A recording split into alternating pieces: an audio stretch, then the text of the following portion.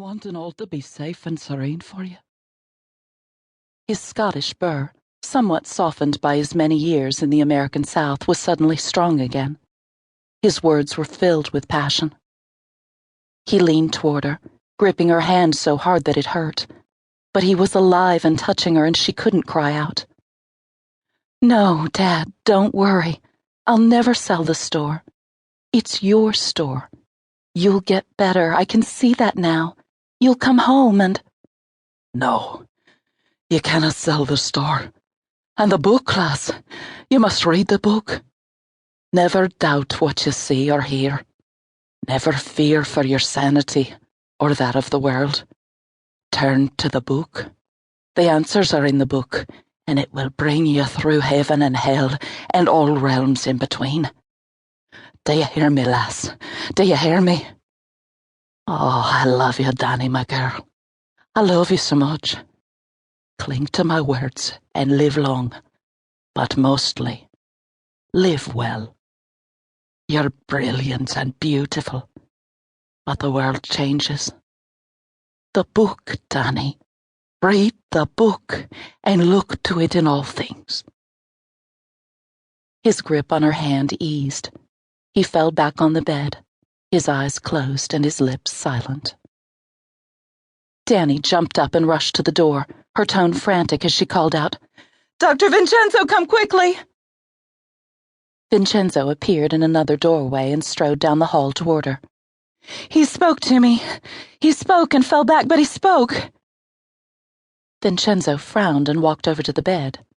He laid a hand on Angus Cafferty's arm, then turned to face her. "Miss Cafferty, I know this is a difficult time. I was trying, He paused and shook his head. "Miss Cafferty, he did not speak to you. He had passed when I left this room. I wanted to give you a few minutes alone with him before having him brought down to the morgue." "What?" Danni gaped at him blankly. "No, no," she said. "My father sat up and spoke to me." Vincenzo looked at her pityingly. "He's been gone for at least 30 minutes now, Miss Cafferty. Feel his arm. He's growing colder already. I'm so sorry. I can see how you loved him. But he's almost 90. He had a good life, and he was certainly loved." No, you don't understand. He talked to me. He sat upright and he spoke to me," Danni protested. Vincenzo wasn't going to argue with her. He pursed his lips as if forcing himself to keep silent. "Is there someone you could call to be with you?" he asked. "I can see if we have a chaplain or a priest in the hospital." She frowned at him, shaking her head. "I haven't lost my mind." "He's gone, Miss Cafferty. I'm so sorry, but your father has passed." Danni winced.